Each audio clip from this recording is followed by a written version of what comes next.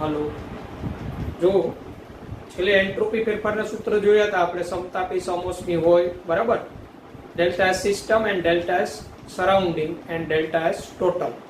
એ ખાસ ધ્યાન રાખવાનું, કુલ એન્ટ્રોપી ફેરફાર ટોટલ હોય, જો સિસ્ટમ હોય સિસ્ટમની એન્ટ્રોપી વધતી હોય તો એટલી સરાઉન્ડિંગની ઘટતી હોય.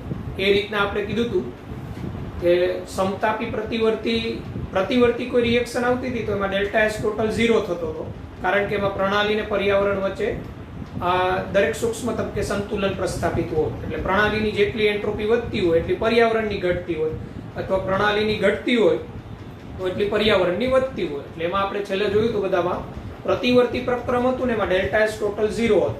જ્યારે અપ્રતિવર્તી પ્રક્રમ હતું ને એમાં તો always delta S greater than 0 થતો હતો બરાબર, અપ્રતિવર્તી પ્રોસેસ માટે, કારણ કે એમાં ઇક્વિલિબ્રિયમ અટેન ન થતું હોય સિસ્ટમ એન્ડ સરાઉન્ડિંગ વચ્ચે, પ્રણાલી અને પર્યાવરણ વચ્ચે. અપ્રતિવર્તી પ્રક્રમ એટલે ખૂબ જ ઝડપથી થતી પ્રોસેસ અને કોઈ એક જ ડાયરેક્શનમાં થતી હોય, એટલે એમાં delta S greater than 0 always આવતો હતો, જે તમે ઓબ્ઝર્વ કરેલું હતું અને આપણે કોષ્ટક બનાવેલું હતું વિવિધ ફોર્મ્યુલાનું.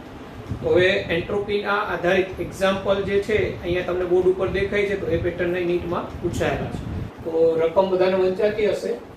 300 કેલ્વિન તાપમાને 5 મોલ આદર્શ વાયુનું સમતાપી પ્રતિવર્તી વિસ્તરણ થાય ત્યારે વાયુનું કદ 10 ડેસીમીટર ક્યુબ માંથી 100 ડેસીમીટર ક્યુબ થાય. 10 ડેસીમીટર ક્યુબ એટલે 10 લીટર થી 100 લીટર થાય. તો એન્ટ્રોપી ફેરફાર આ પ્રોસેસ દરમિયાન કેટલો થશે? તો એન્ટ્રોપી ફેરફાર આપણે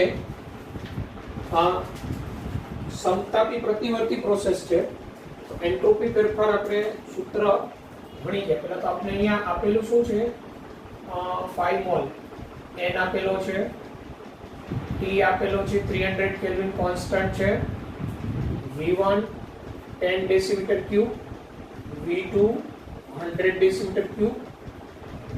ઓકે, હવે ફાઇન્ડ આઉટ શું કરવાનું છે, ડેલ્ટા એસ.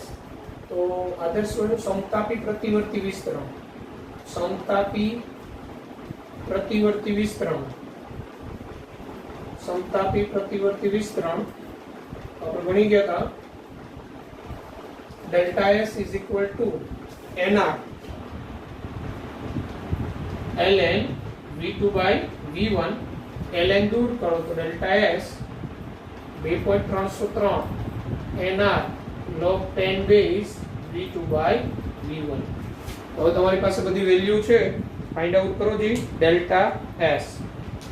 r નું મૂલ્ય આપણે શું લેશું, તો r નું મૂલ્ય તમે જે લેશો ને એ તમારો એન્ટ્રોપી ફેરફાર મહત્વનો હશે. r નું મૂલ્ય જૂલમાં લેવું 8.314, r બરાબર 8.314 joule kelvin inverse mole inverse.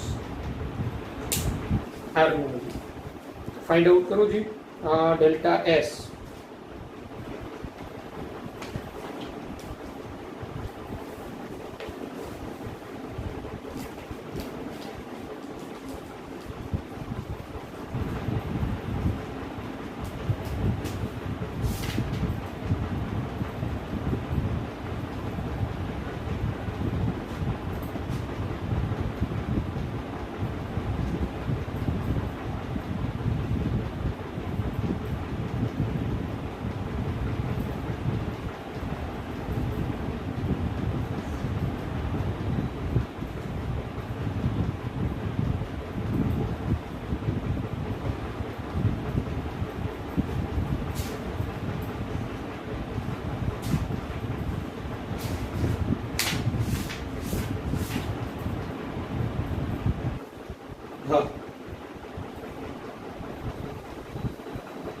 Right answer, delta S is equal to 95.74 joule Kelvin inverse. Answer આપેલો છે.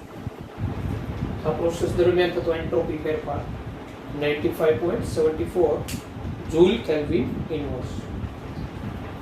ઓકે, બધાને આવી ગયું હશે. ત્યારબાદ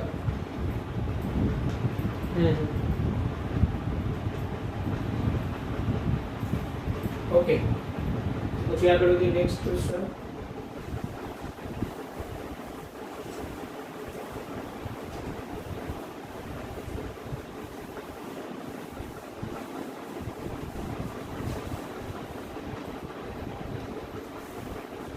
નેક્સ્ટ ક્વેશ્ચન આ મુજબ છે.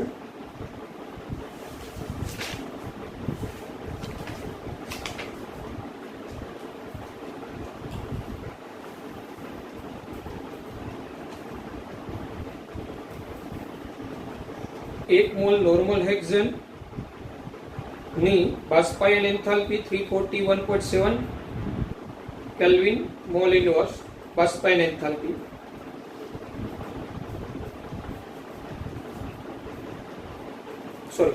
બાષ્પાયન enthalpy 29 kilojoule mole inverse at 341.7 Kelvin. Calculate the entropy change. એટલે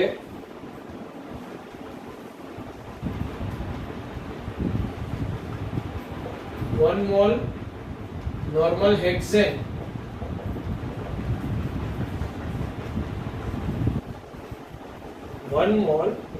hexane નું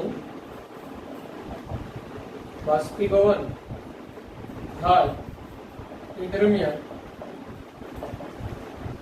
એન્ટ્રોપી ફેરફાર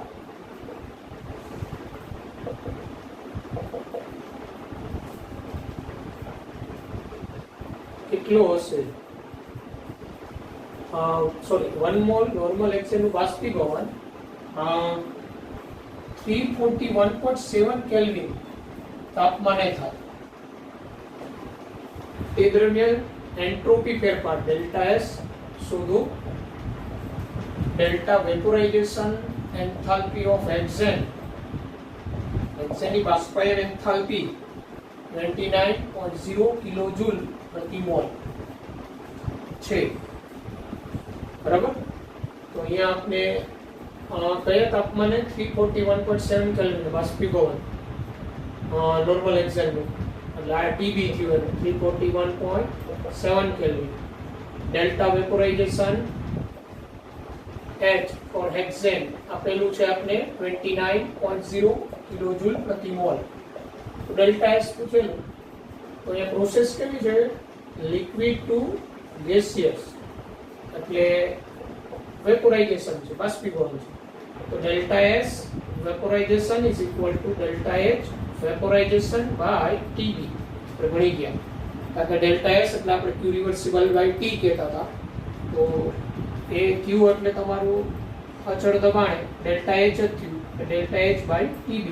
delta H vaporization 29 kilojoule mole inverse divided by TB. તો એ છે તમારું 341.7 કેલ્વિન. 341.7 કેલ્વિન. અને પ્રતિ મોલ માટેનું છે 341.7 કેલ્વિન. તો સદરૂપ આપો જે આવે તમારો જવાબ થશે. ચાલો આપણે જોઈ ગયા હતા આ રીતના વિવિધ ફેઝ ચેન્જ થાય એ દરમિયાન એન્ટ્રોપી ચેન્જ, વિવિધ ફેઝ ચેન્જ ત્યારે એન્ટ્રોપી ચેન્જ ના આધારિત એક્ઝામ્પલ.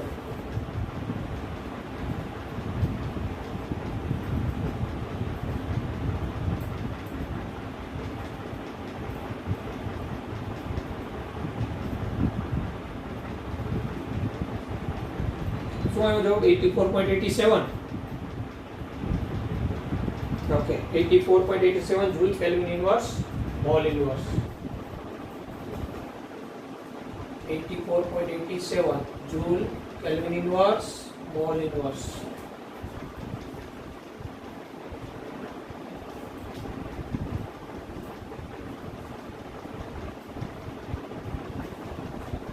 ત્યારબાદ એક વાતાવરણ દબાણ અને 273 કેલ્વિન તાપમાન. એક વાતાવરણ દબાણ અને 273 કેલ્વિન તાપમાન 1 ગ્રામ બરફનું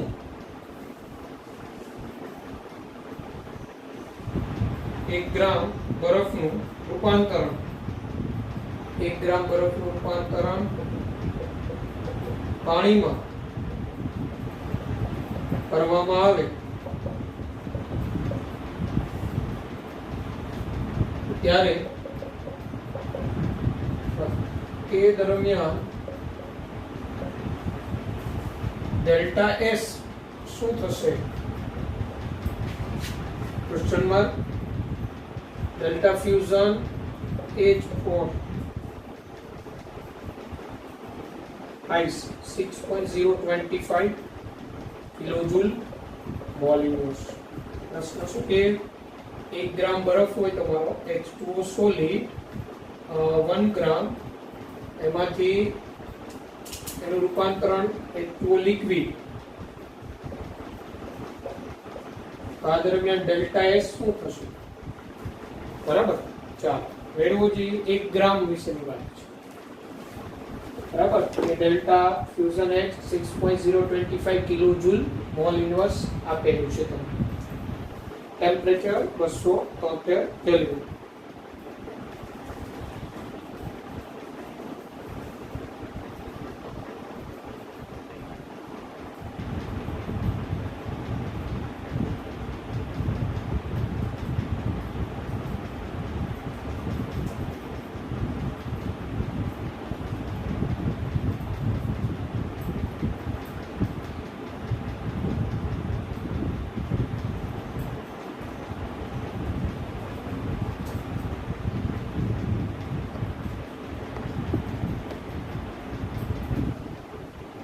એક ગ્રામ બરફ માટે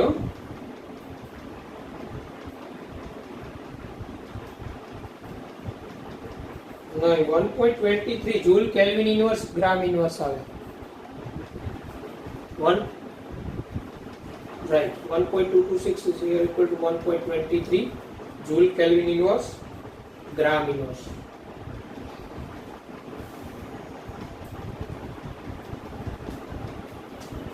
એટલે પહેલા તમે સૂત્ર શું મૂકશો? આ સૂત્ર તમે મૂકશો delta S vaporization is equal to delta H vaporization by T fusion આવશે. ફ્યુઝન કારણ કે ગલન છે સોલિડ માંથી લિક્વિડ એટલે ફ્યુઝન. બરાબર. તો આ તમારું કિલો જૂલમાં અને જૂલમાં ફેરવો તો 6025 T 273 કેલ્વિન. હવે આ જે વેલ્યુ આવશે ને એ 1 મોલ બરફ માટે આવશે. 1 મોલ બરફ એટલે 18 ગ્રામ કહેવાય. 18 ગ્રામ. તમારે તો 1 ગ્રામ માટે જોઈએ. આ જે વેલ્યુ આવે ને એને ડિવાઇડેડ બાય 18 કરી દેવાનું. 1 ગ્રામ માટે જોઈએ કારણ કે આ જૂલ પ્રતિ મોલ આવશે. પ્રતિ મોલ આવશે. તમારે જોઈએ છે 1 ગ્રામ માટે. 1 મોલ બરફ એટલે 18 ગ્રામ બરફ થાય. આ જે વેલ્યુ આવે ભાગ્યા 18, ફાઇનલ આન્સર આવશે તમારો 1.23 joule kelvin inverse gram inverse. તો હું અહીંયા 1 * 18 કરી નાખું ચાલે. 1.23 joule kelvin inverse gram inverse. તો આ પ્રકારના એમસીક્યુ વિવિધ પ્રકારના ફેઝ ચેન્જ થાય એ દરમિયાન એન્ટ્રોપી ચેન્જ શું છે પ્રતિ મોલે તમને મળતું હોય, પછી તમને કોઈ પણ અંક આપેલો હોય ગ્રામમાં કે 3 મોલ 5 મોલ 6 મોલ, તો જે પ્રતિ મોલે મળે ઇન્ટુ મલ્ટીપ્લાય અથવા ડિવાઈડ કરવા પડે એ રકમ ઉપરથી ડિપેન્ડ હોય. અને આ ઉપરાંત જે હમણાં આપણે સૂત્ર જોયું NRLn V2/V1 વાળા કેવા દાખલાઓ બધા બને. બરાબર.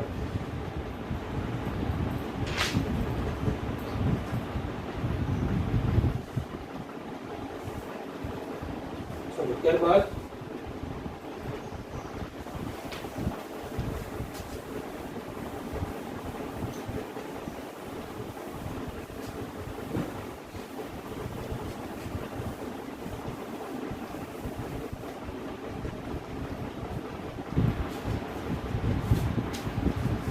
a heated copper block at 130 Celsius loses 340 joule of heat to the surroundings which are at room temperature.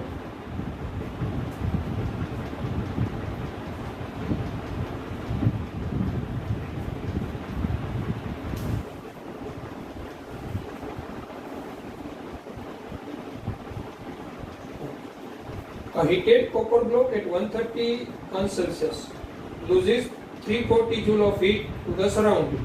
બરાબર. એ એક કોપરનો બ્લોક છે, એને 130 સેલ્સિયસ તાપમાને ગરમ કરવામાં આવે અને 340 જૂલ ઉષ્મા છે ને પર્યાવરણમાં મુક્ત કરે છે. અને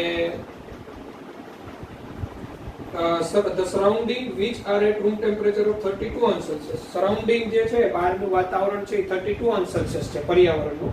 બ્લોક છે સિસ્ટમ પ્રણાલી એ 130 અંશ સેલ્સિયસે હીટ લૂઝ કરે છે. તો આપણે જુદું જુદું ક્રાઇટેરિયા કેલ્ક્યુલેટ કરવાના. Entropy change of the system, તો પ્રણાલીમાં એન્ટ્રોપી ફેરફાર શું હશે? એટલે કોપર બ્લોક તમારો જે હીટ થાય છે ત્યારે entropy change in this surrounding, એટલે પર્યાવરણમાં એન્ટ્રોપી બદલાવ શું હશે? અને total entropy change in the universe due to this process, એટલે આ પ્રક્રમને કારણે કુલ એન્ટ્રોપી ફેરફાર બરાબર શું હશે ટોટલ? તો ટોટલ આપણે ખબર છે સિસ્ટમ પ્લસ સરાઉન્ડિંગ સરવાળો. ઓકે,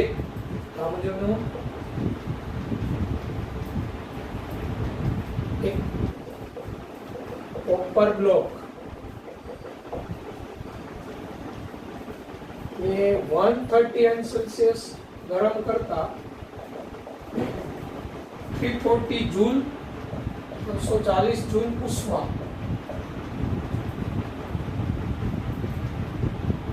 પર્યાવરણમાં મુક્ત કરે છે.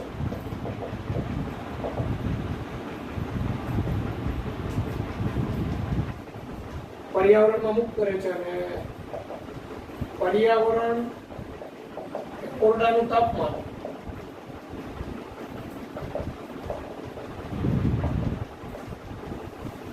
$32 અંશ સેલ્સિયસ એટલે એન્વાયરમેન્ટ. આ રીતે પ્રણાલી હોય, આમાં કોપર બ્લોક હોય CU, આને હીટ કરો, ગરમ કરો તમે હીટ, એ જે ઉષ્મા લૂઝ કરે આ તમારું એન્વાયરમેન્ટ છે. 32 અંશ સેલ્સિયસ છે ઓરડાનું રૂમ ટેમ્પરેચર 32 અંશ સેલ્સિયસ.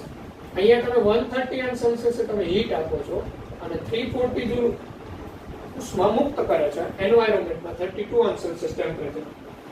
કેલ્ક્યુલેટ, તો ફર્સ્ટ તમારે કેલ્ક્યુલેટ કરવાનું છે the entropy change of the system. તો પ્રણાલીની નો એન્ટ્રોપી ફેરફાર, પ્રણાલીનો એન્ટ્રોપી ફેરફાર એટલે પ્રણાલી એટલે તમારો જે કોપર બ્લોક હીટ કરો છો ને તમે ત્યારે આ અંદર. તો પહેલા તો સિસ્ટમનું ટેમ્પરેચર કેટલું છે પ્રણાલીનું 130 અંશ સેલ્સિયસ, એટલે ટી સિસ્ટમ 130 અંશ Celsius is equal to 130 plus 273 is equal to 403 kelvin. Okay, પછી આ સિસ્ટમનું ટેમ્પરેચર છે. સરાઉન્ડિંગનું ટેમ્પરેચર કેટલું છે? સરાઉન્ડિંગ એટલે વાતાવરણ 32 અંશ સેલ્સિયસ, એટલે 32 plus 273 kelvin is equal to કેટલું થાય? 305 કેલ્વિન. પછી ક્યુ સિસ્ટમ એટલે આપણે 340 જૂલ ઉષ્મા મુક્ત કરે છે એટલે -340 જૂલ, અને 340 જૂલ ઉષ્મા મુક્ત કરે છે Q ફોર સરાઉન્ડિંગ +340 જૂલ થાય, કારણ કે પ્રણાલી 340 જૂલ ઉષ્મા મુક્ત કરે છે તો પર્યાવરણમાં 340 જૂલ ઉષ્મા ઉમેરાય છે. આ -340 જૂલ હોય તો સરાઉન્ડિંગની +340 જૂલ. તો પહેલો પ્રશ્ન પ્રણાલીનો એન્ટ્રોપી ફેરફાર. તો પ્રણાલીનો એન્ટ્રોપી ફેરફાર તો delta S system, delta S system is equal to Q system divided by T system, એટલે પ્રણાલીની ઉષ્મા એના દ્વારા મુક્ત થતી અને પ્રણાલીનું તાપમાન -340 joule divided by T system 403 kelvin. સાદુરૂપ આપશો આનું તો જવાબ આવશે -0.84 જૂલ કેલ્વિન ઇન્વર્સ. ઓકે, હા ફર્સ્ટ. ચાલો સેકન્ડ ક્વેશ્ચન તમે સોલ્વ કરો. Entropy change in the surrounding, entropy change in the surrounding પર્યાવરણની એન્ટ્રોપીમાં થતો ફેરફાર ડેલ્ટા એસ પર્યાવરણ સરાઉન્ડિંગ. સેકન્ડ ક્વેશ્ચન પર્યાવરણની એન્ટ્રોપીમાં થતો ફેરફાર, પર્યાવરણની એન્ટ્રોપીમાં થતો ફેરફાર એટલે તમારે કેલ્ક્યુલેટ કરવાનું ડેલ્ટા એસ સરાઉન્ડિંગ.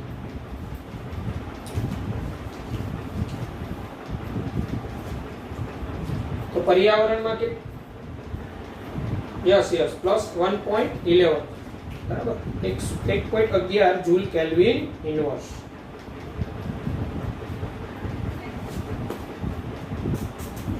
અને લાસ્ટ એમાં થર્ડ ક્વેશ્ચન એ પૂછેલો delta S total. Delta S total એટલે delta S system plus delta S surrounding.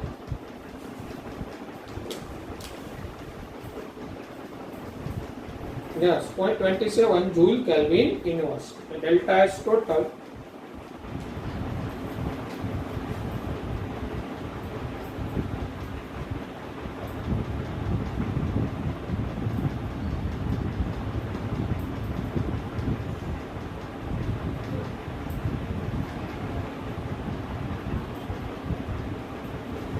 Okay, તો delta S total કેટલું થશે? 0.27 joule Kelvin inverse. 0.27 joule Kelvin inverse. I think બધાને જવાબ આવી ગયો હશે. પેલો જોઈન્ટ છે આપણે યસ મેરજા.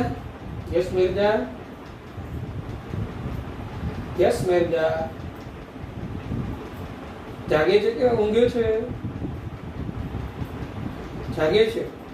તો આ delta S system plus surrounding નો ટોટલ આવી ગયો તારે? કરું છું. કેટલા વાર લાગશે? ઝડપ કર. હા,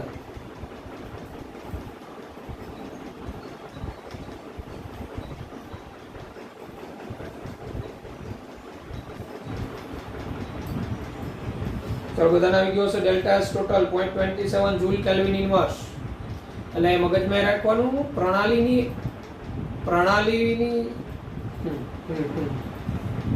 જો પ્રણાલી પર્યાવરણ બેના ટેમ્પરેચર સરખા હોય ને તો પ્રણાલી જેટલી ગુમાવતી હોય ને એટલું જ પર્યાવરણમાં પ્રણાલીની એન્ટ્રોપી જેટલી ઘટતી હોય ને એટલી પર્યાવરણની વધતી હોય.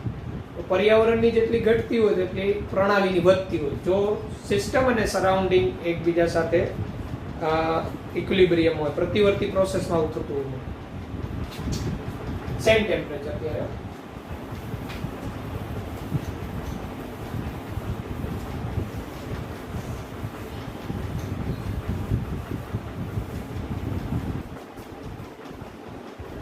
પછી આ એક્ઝામ્પલ તમારે જાતે જ કરવાનું છે. 10 kilogram of cold water at 2 Celsius absorbs 50 joule of heat from the surroundings. 10 kilogram ઠંડુ પાણી 2 સેલ્સિયસે 50 જૂલ ઉષ્મા પર્યાવરણમાંથી શોષણ કરે છે. અને પર્યાવરણને temperature 37 Celsius. What is the entropy change of the system surrounding and universe? આ રહ્યો દાખલો 10 કિલોગ્રામ કોલ્ડ વોટર એટલે ઠંડુ પાણી 2 સેલ્સિયસે 50 જૂલ ઉષ્મા પર્યાવરણમાંથી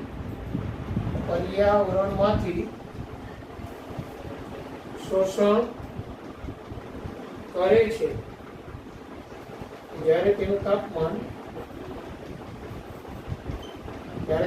એટલે પર્યાવરણનું 37 સેલ્સિયસ છે તો ફર્સ્ટ પ્રણાલીની એન્ટ્રોપી ફેરફાર, પ્રણાલીનો એન્ટ્રોપી ફેરફાર = સેકન્ડ પર્યાવરણનો એન્ટ્રોપી ફેરફાર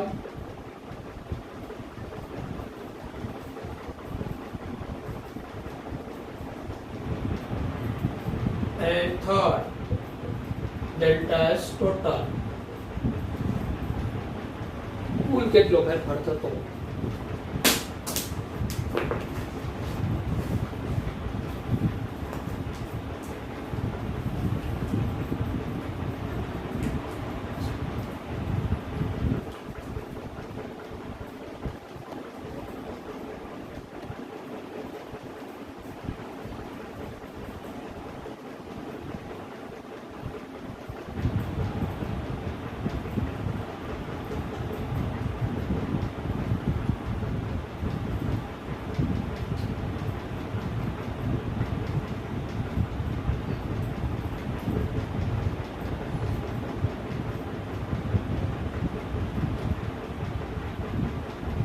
કર્મ પટેલ હાજર છે? કર્મ Patel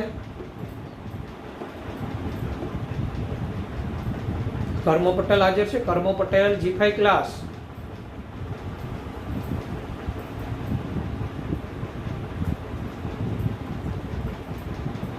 mister Karma, where are you?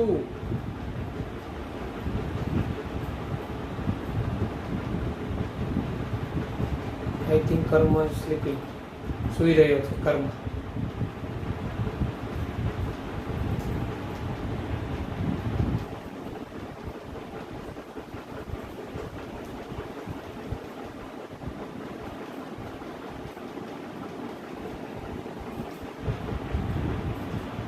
Kenisa અંટાલા G5201, roll number તારો 201 છે.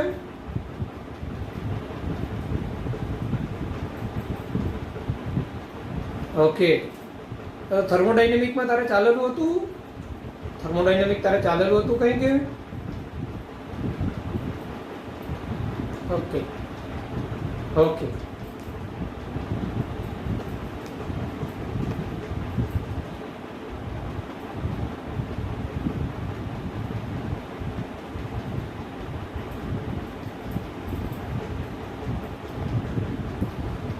ચાલો પ્રણાલીનો એન્ટ્રોપી ફેરફાર. First 0.18 joule kelvin inverse, first answer. Second -0.16 joule kelvin inverse, second. And third 0.02 joule kelvin inverse. Okay, ના 0.18 આવે એનો મિનિંગ એવું થયો, તમે ક્યાંક છે ને ગુણોત્તર લીધો હશે ને, 10 કિલોગ્રામ ને ગ્રામમાં ફેરવતા. એટલે તમારે જો સાંભળજો, તમને આપેલું છે 2 Celsius absorb 50 joule of heat the surrounding. એટલે જૂલ કેલ્વિન ઇનવર્સ ડેલ્ટા 50/275 એટલે પહેલો એટલે 0.18, પછી સરાઉન્ડિંગ તો -50/310.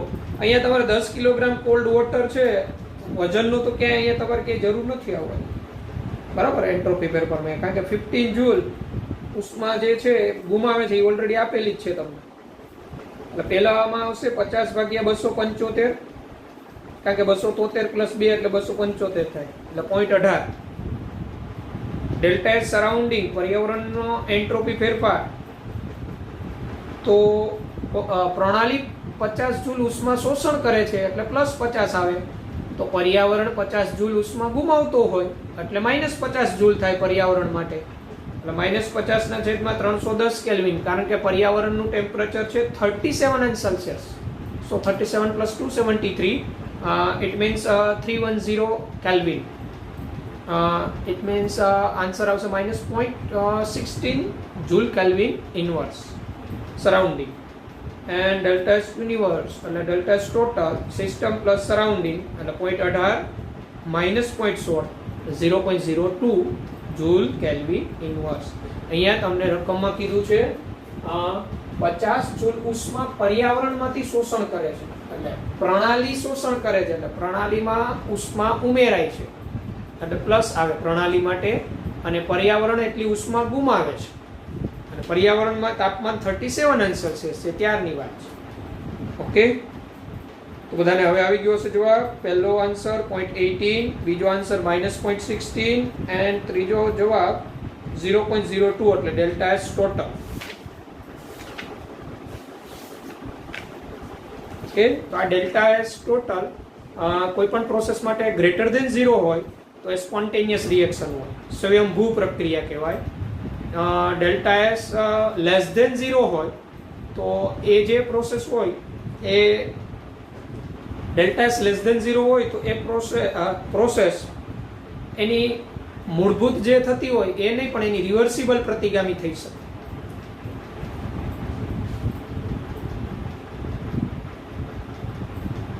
ચાલો, તો પછી આગળ વધીએ.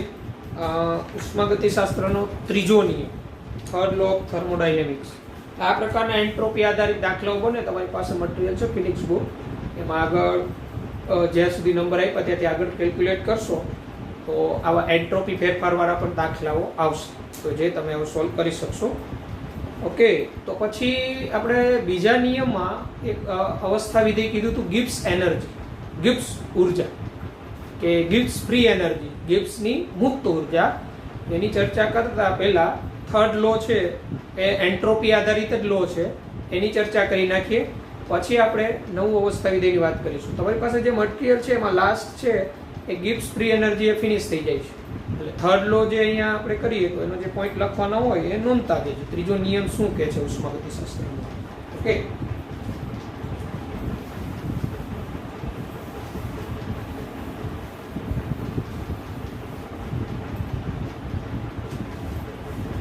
થર્ડ લો થર્મોડાયનેમિક્સ, ઉષ્માગતિશાસ્ત્રનો ત્રીજો નિયમ. Third law of thermodynamics.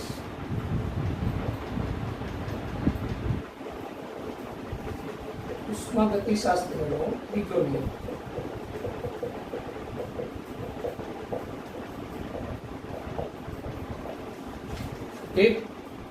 તો આપણે બધે ઉષ્માગતિશાસ્ત્રનો ત્રીજો નિયમ આવું કે છે, entropy of all perfect crystalline substance is 0 at t equal to 0.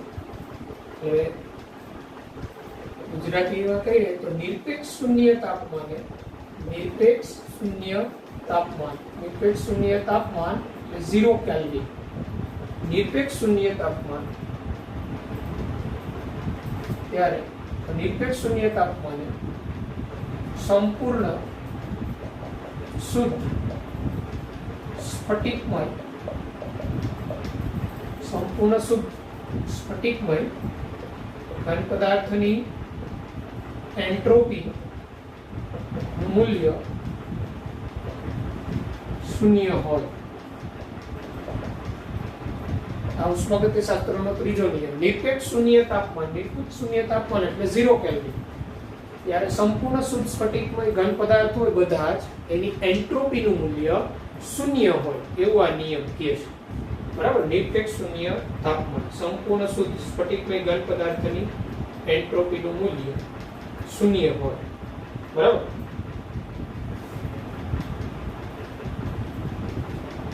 એટલે આ નિયમ મુજબ તો એમ કહેવાય કે t ટેન્ડ્સ ટુ 0 અને t છે એ 0 તરફ હોય અને delta s tends to 0 A process દરમિયાન એન્ટ્રોપી ફેરફાર 0 હોય. એટલે આનો મીનિંગ એવો થયો 0 કેલ્વિને સંપૂર્ણ શુદ્ધ સ્ફટિકમય ઘન પદાર્થમાં બધી જ ગોઠવણી વ્યવસ્થિત હોય.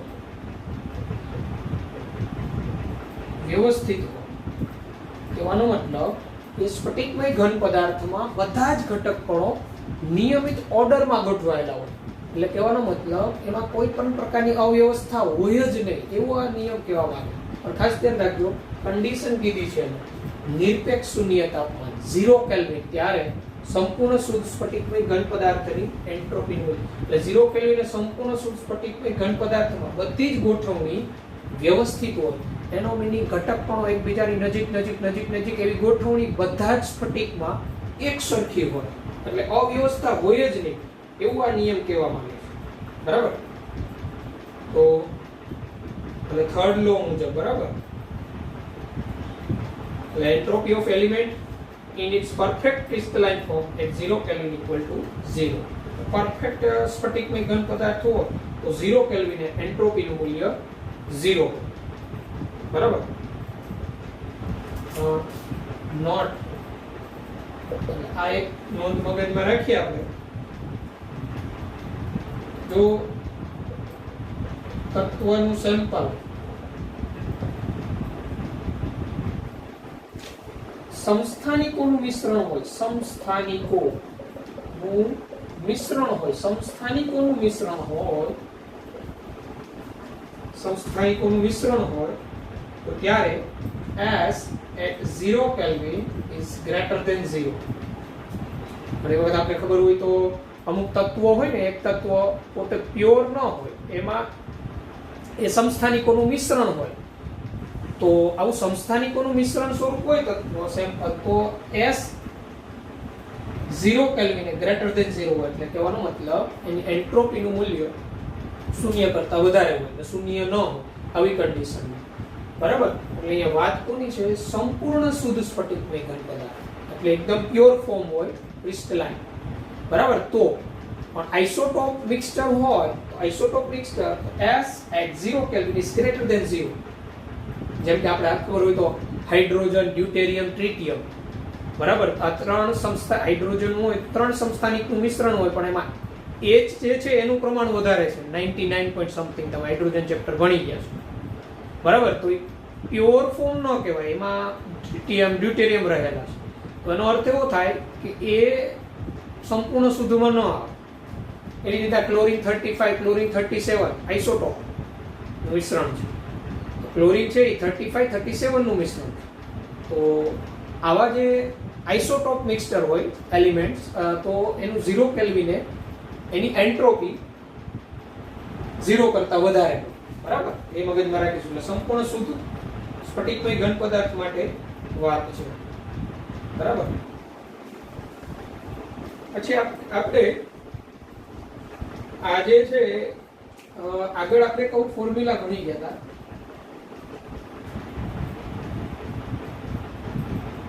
S is equal to K ln આ પ્રકારનું હોય ફોર્મ્યુલા. અહીંયા નિશાની અથવા W આવે એન્ટ્રોપી.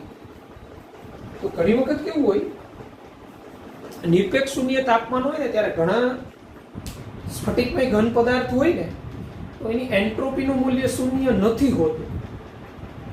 હોય સંપૂર્ણ શુદ્ધ સ્ફટિકમય ઘન પદાર્થ જ પણ શૂન્ય નથી હોતું. તો ત્યારે જે એન્ટ્રોપી હોય એને એની રેસિડ્યુઅલ એન્ટ્રોપી કહેવામાં આવે છે. Residual entropy. તો રેસિડ્યુઅલ એન્ટ્રોપી જે છે કોઈની ગણવી હોય તો આ સૂત્રથી આપણે કહી શકીએ. આ W ને આપણે કહેતા હતા માઇક્રોસ્ટેટ્સ કહેતા હતા. Microstates, number of માઇક્રોસ્ટેટ્સ.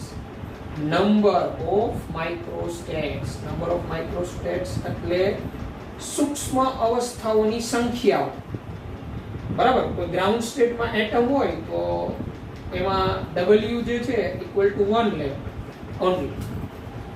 તો W ઇઝ ઇક્વલ ટુ 1 હોય ને તો જો આ સૂત્રમાં W અથવા આ જે ઓમેગા આપણે કહીએ આ સિમ્બોલને 1 લઈ લઈએ તો ln1 એટલે 0 થાય. તો S ઇક્વલ ટુ 0 થાય.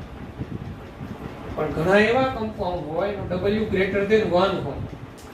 તો W ગ્રેટર ધેન 1 હોય તો W 1 કરતા વધુ હોય S નું મૂલ્ય છે 0 કરતા વધુ આવે. આવું પણ બની શકે. આવું આઈસ માટે છે. તો ઘણા બધા સંપૂર્ણ શુદ્ધ સ્ફટિકમય પદાર્થ હોય 0 કેલ્વિને તો એની એન્ટ્રોપીનું મૂલ્ય શૂન્ય નથી હોતું. આપણે દાખલા તરીકે તો ત્યારે જે એન્ટ્રોપી હોય ને એને રેસિડ્યુઅલ એન્ટ્રોપી કહેવાય. Residual entropy. તો આવી રેસિડ્યુઅલ એન્ટ્રોપી બરફની છે 3.4 joule kelvin inverse mole inverse. બરાબર. At 0 kelvin. તો આવું કેમ બરફમાં કેમ આવું હોય તો એની આપણે વાત કરી દઈએ. બરાબર. હવે ત્રીજો નિયમ છે કોના માટે? સંપૂર્ણ શુદ્ધ સ્ફટિકમય ઘન પદાર્થ માટે કે ત્રીજો નિયમ એવું કહે છે. આ નિયમ બધા જ માટે સાચો પડેલો છે એવું જરૂરી નથી. બરાબર. તો આપણે બરફ માટે વાત કરી દઈએ. બરફ સંપૂર્ણ શુદ્ધ સ્ફટિકમય ઘન પદાર્થ બરફ 0 કેલ્વિન ત્યારે શું થતું? અને આમે તમે એક વિચારી શકો કે 0 કેલ્વિન એટલે 0 કેલ્વિન એટલે -273 અંશ સેલ્સિયસ થયું. તો આ ટેમ્પરેચર અચીવ કરે કોઈ પણ પદાર્થ તો મોટા ભાગે ઘન પદાર્થ જ બની ગયો હોય. અને ઘન પદાર્થ બની ગયો હોય એટલે મોટા ભાગે ઘટક પણ ગોઠવાઈ જ ગયા હોય. બરાબર. એટલે એન્ટ્રોપીનું મૂલ્ય ખૂબ જ ઓછું હોય. કારણ કે એની અંદર ઓરિએન્ટેશન છે ઘટક કણોની. કોઈ મૂવમેન્ટ હોય જ નહીં. બધા ઘટક કણ એક જે તે જગ્યાએ સ્થિર થઈ ગયા. પણ એની અંદર વ્યવસ્થિત ગોઠવણીની વાત આવે તો બધા ઘટક કણો બધા સ્થિર થઈ ગયા હોય પણ એની અંદર ગોઠવણી બધી વ્યવસ્થિત જ થઈ ગઈ હોય એવું જરૂરી નથી હોતું. એટલે ઘન પદાર્થ તો બની ગયો હોય એટલે એ શબ્દ વાંચો સંપૂર્ણ શુદ્ધ સ્ફટિકમય ઘન પદાર્થ. સંપૂર્ણ શુદ્ધ સ્ફટિકમય ઘન પદાર્થ એટલે 100% પોતે જ હોય. એની અંદર કોઈ પણ પ્રકારનું મિક્સચર ન હોય એવા ઘન પદાર્થ નીકળે છે. એટલે અસ્ફટિકમય ઘન પદાર્થ હોય તો એના માટે આ નિયમ ન લાગે, બરાબર? તો આનો સ્ક્રીનશોટ લેવો હોય તો લઈ લેજો, પછી આપણે તો બરફ માટે વાત કરીએ.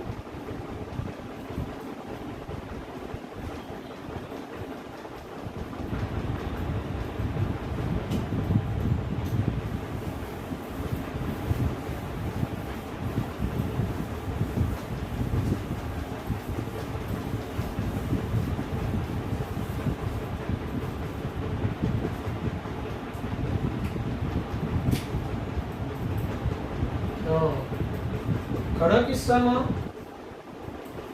W ગ્રેટર દેન 1 અથવા greater than 1 at t equal to 0. એટલે નિરપેક્ષ શૂન્ય તાપમાને ઘણા કિસ્સામાં છે ને નંબર ઓફ માઇક્રોસ્ટેટ ગ્રેટર દેન 1 જોવા મળે. નંબર ઓફ માઇક્રોસ્ટેટ ગ્રેટર દેન 1 એટલે સૂક્ષ્મ અવસ્થાઓ જે છે ને એક કરતા વધુ હોય. તો એક કરતા વધુ અવસ્થા હોય W greater than 1, તો હમણાં આપણે આ સૂત્ર જોયું હતું કે આને આપણે બોલ્ટ્ઝમેન કોન્સ્ટન્ટ કહેતા હતા, ln ઓમેગા અથવા W. તો W greater than 1 તો આ કિસ્સામાં S at 0 Kelvin greater than 0 થતું હોય, બરાબર? તો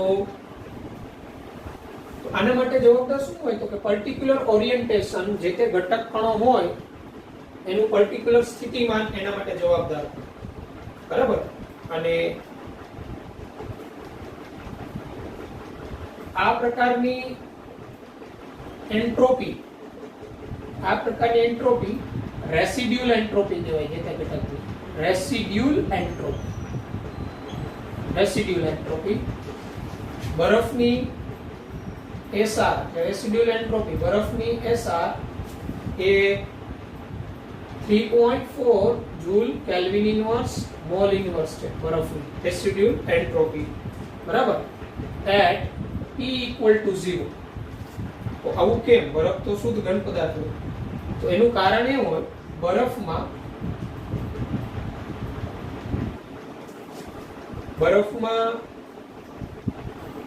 બે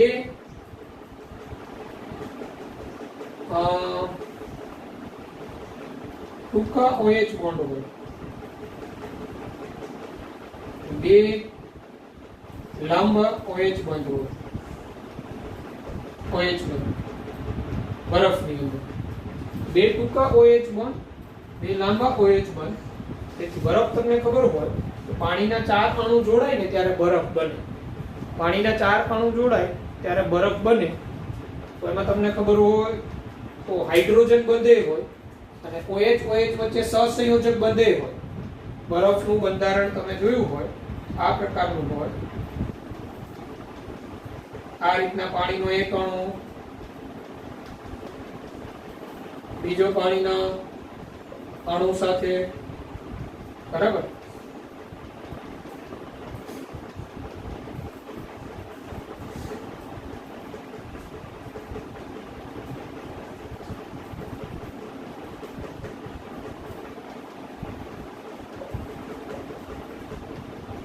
તો પાણીનો એક અણુ પાણીના બીજા અણુ સાથે, તો અહીંયા શું આવશે?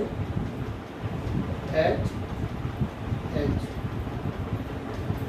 આ રીતના આમાં OH જો આ શોર્ટ બોન્ડ હોય, આ બોન્ડ હોય ને આ બોન્ડ હોય ને લોંગ હોય કારણ કે હાઇડ્રોજન બંધ, અને આ બોન્ડ હોય ને આ એ શોર્ટ હોય. તો OH short bond, OH long bond બે પ્રકારના હાજર હોય. એટલે એની અંદર એમ કહેવાય અવ્યવસ્થિતતા થોડી ઘણી હોય. 0 કેલ્વિન ટેમ્પરેચરે બરફ છે એમાં entropy 3.4 joule kelvin inverse mole inverse હોય અને એની રેસિડ્યુઅલ એન્ટ્રોપી કહેવાય. એટલે એના માટે જવાબદાર છે એના માઇક્રોસ્ટેટ્સ, નંબર ઓફ માઇક્રોસ્ટેટ્સ ડિપેન્ડ અહીંયા ઓરિએન્ટેશન ઉપર, એના સ્થિતિમાન ઉપર. અહીંયા OH બોન્ડ છે, આ OH બોન્ડ, આ OH અને આ OH, આ બે OH બોન્ડ જે છે અહીંયા એ શોર્ટ હોય અને આ બે OH બોન્ડ છે એ લોંગ હોય. તો બરફની અંદર આ પ્રકારની રીતના બરફનો એક અણુ પાણીના 4 અણુ જોડાવાથી બને. એટલે આપણો આ જે નિયમ છે ત્રીજો નિયમ કે નિરપેક્ષ શૂન્ય તાપમાને સંપૂર્ણ શુદ્ધ સ્ફટિકમય ઘન પદાર્થની એન્ટ્રોપીનું મૂલ્ય 0 હોય, 0 કેલ્વિન. ઘણી વખત ઘણા શુદ્ધ ઘન પદાર્થ હોય પણ એનો W ગ્રેટર ધેન 1 હોય, W અથવા ઓમેગા ગ્રેટર ધેન 1, જેને નંબર ઓફ માઇક્રોસ્ટેટ્સ કહેવાય. નંબર ઓફ માઇક્રોસ્ટેટ્સ એટલે સૂક્ષ્મ અવસ્થાઓની સંખ્યા. જો ઇક્વલ ટુ 1 હોય તો S ઇક્વલ ટુ 0 સૂત્ર પરથી, બરાબર, S એ ln ઓમેગા અથવા W. પણ ગ્રેટર ધેન 1 હોય તો S ગ્રેટર ધેન 0 થાય. તો બરફ માટેની residual entropy 3.4 joule kelvin inverse mole inverse છે, બરાબર. તો એટલે ઉષ્માગતિશાસ્ત્રનો ત્રીજો નિયમ, બરાબર. ઓકે, પછી એ જે તેની પ્રમાણિત એન્ટ્રોપી હોય તો પ્રમાણિત એન્ટ્રોપીને કઈ રીતના દર્શાવવામાં આવે? તો પ્રમાણિત એન્ટ્રોપી આપણે સિમ્બોલાઇઝ આ રીતે કરેલી હોય. પ્રમાણિત એન્ટ્રોપી S0, બરાબર, આ દર્શાવવામાં આવે. પ્રમાણિત એન્ટ્રોપી S0 એ જે તે ટેમ્પરેચર પ્રમાણિત એન્ટ્રોપી.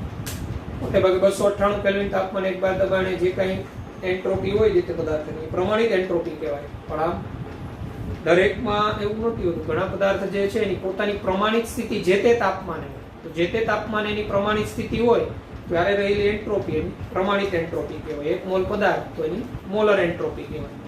તો એ આપણે અહીંયા ઉષ્માગતિશાસ્ત્રનો ત્રીજો નિયમ શું કહે છે એ એક તો ખાસ ખબર હોવી જોઈએ. પછી સ્ટાન્ડર્ડ રિએક્શન એન્ટ્રોપી એટલે પ્રમાણિત પ્રક્રિયા એન્ટ્રોપી શું હોય, બરાબર. કોઈ પણ પ્રક્રિયાની એની વાત કરી દઈએ.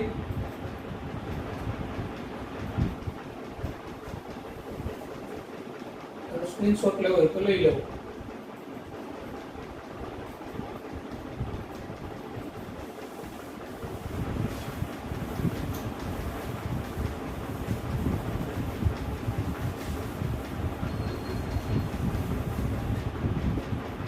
Standard reaction entropy. Standard reaction entropy અને ડેલ્ટા RS 0 વડે દર્શાવાય.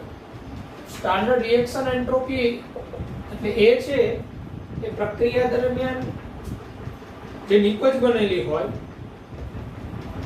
જે નિપજની પ્રમાણિત મોલર એન્ટ્રોપી અને પ્રક્રિયકની પ્રમાણિત મોલર એન્ટ્રોપીનો તફાવત એને પ્રમાણિત પ્રક્રિયા એન્ટ્રોપી કહેવાય, બરાબર. એટલે આ સ્ટાન્ડર્ડ રિએક્શન એન્ટ્રોપીનું સૂત્ર. અહીંયા તમને આજે Vp અને Vr કીધું.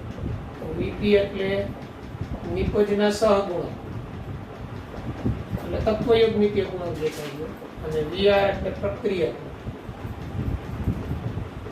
પ્રક્રિયકના સહગુણક એટલે પ્રક્રિયકના જે કઈ મોલ લીધેલા હોય એનો તફાવત.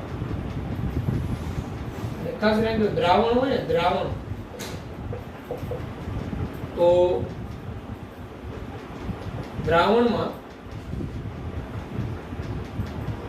પ્રમાણિત મોલર એન્ટ્રોપી H+ આયનની જલીય H+ આયનની શૂન્ય સ્વીકારવામાં આવે છે. દ્રાવણમાં H+ આયનની શૂન્ય સ્વીકારવામાં આવે, એને પ્રમાણિત તરીકે લઈ, બરાબર.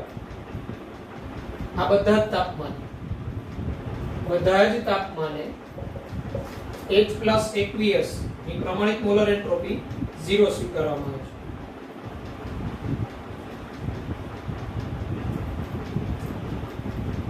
જ્યારે જો કોઈ આયનની મોલર એન્ટ્રોપી, જો કોઈ આયન જલીય દ્રાવણમાં હોય એની મોલર એન્ટ્રોપી ગ્રેટર ધેન 0, એનો અર્થ molar entropy of ion in aqueous greater than S0m H+ aqueous. એટલે H+ આયન જે જલીય દ્રાવણમાં હોય એની પ્રમાણિત મોલર એન્ટ્રોપી કરતા જે તે આયનની વધુ, એવું કહેવાય. એટલે કોઈની 0 કરતા વધુ આવી કોઈ પણ આયનની પ્રમાણિત મોલર એન્ટ્રોપીનું મૂલ્ય ગ્રેટર ધેન 0 હોય એનો અર્થ એવો થાય કે H+ ની જે હોય એના કરતા આયનની વધારે.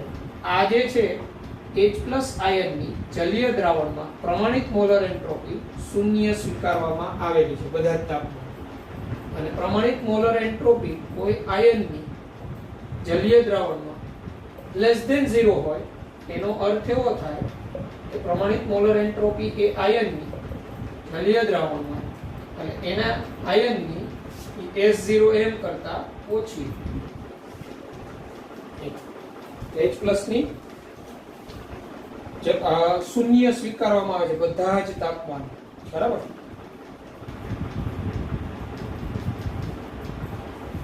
કારણ કે પાણીની જે એન્થાલ્પી છે ને, પાણીની આયનોની એન્થાલ્પી પાણીમાં છે ને, એ હાઇડ્રોજન આયન હોય ને એના ઉપર સંલગ્ન હોય, એટલે એ પોઝિટિવ ઓર નેગેટિવ કોઈ પણ હોઈ શકે. તો એ પોઝિટિવ નેગેટિવ કઈ રીતના નક્કી થયેલું છે? તો H+ ને છે ને પ્રમાણિત તરીકે લઈ લીધો, એની શૂન્ય સ્વીકારી લીધી, પછી એની સાપેક્ષે વાત કે આ આયનની <0, તો એનો મીનિંગ એવો થાય H+ ની જે પ્રમાણિત મોલર એન્ટ્રોપી એના કરતા વધુ, એટલે અને આ આયનની નેગેટિવ, એનો મીનિંગ એવો થાય કે H+ ની જે પ્રમાણિત મોલર એન્ટ્રોપી એના કરતા આયનની ઓછી. એટલે કોઈ આયોનિક પ્રક્રિયાઓ આપણે આપેલી હોય, બરાબર, તો એમાં આપણે પ્રક્રિયા એન્ટ્રોપી પ્રમાણિત એન્ટ્રોપી ફેરફાર પૂછે તો એમાં H+ આયન આપેલો હોય તો રકમમાં કે H+ આયનની ન આપેલી હોય તો H+ આયનની ઓલવેઝ શૂન્ય સ્વીકારવામાં આવે છે. બરાબર. અને તમને ખબર હોય તો આપણે આગળ પ્રમાણિત સ્થિતિમાં કોઈ તત્વની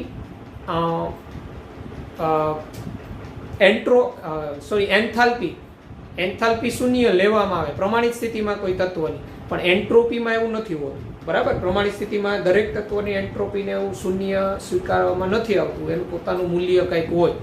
પ્રમાણિત મોલર એન્ટ્રોપી એટલે જે તે તાપમાને એની પ્રમાણિત સ્થિતિ હોય, બરાબર, ત્યારની એન્ટ્રોપી. તો 100% તો 0 એન્ટ્રોપી તો કોઈની શક્ય નથી. ઉષ્માગતિશાસ્ત્રનો ત્રીજો નિયમ એવું કહે છે સંપૂર્ણ શુદ્ધ સ્ફટિકમય ઘન પદાર્થ 0 કેલ્વિન.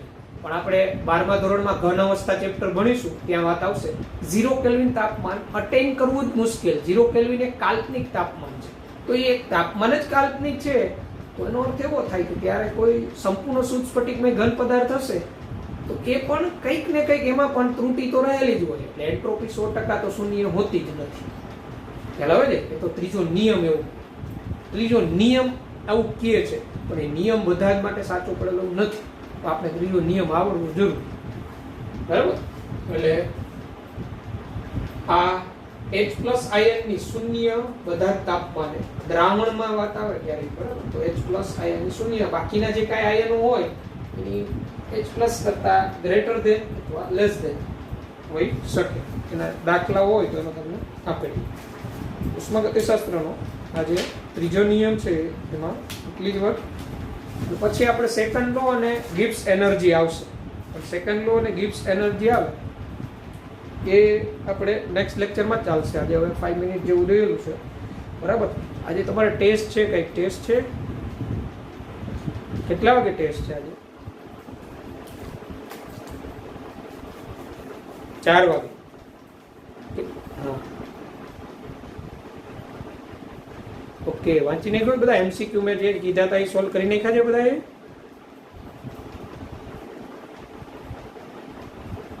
બધાએ સોલ્વ કરી નાખ્યા? Mahek Patel, roll number 26, G5 class, solve કરી નાખ્યા મહેક?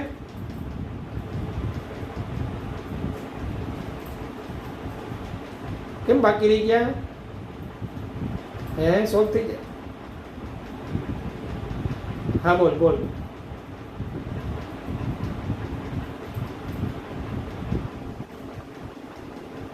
અમુક એટલે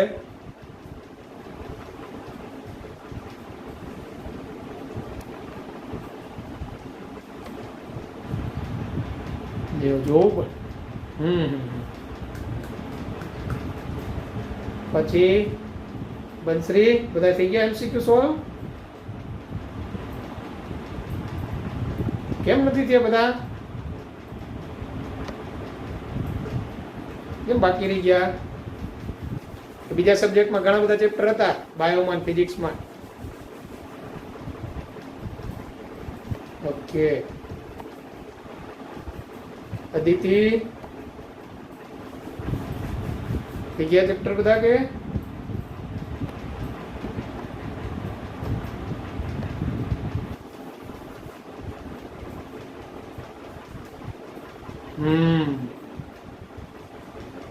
કેટલા બુક લઈને બેસવાના છે આજે ટેસ્ટ ભરવા? વરુણ હાજર છે? વરુણ થઈ ગયા એમસીક્યુ સોલ્વ?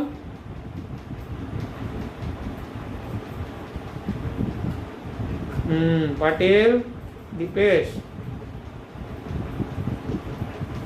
થઈ ગયા સોલ્વ એમસીક્યુ બધા કે?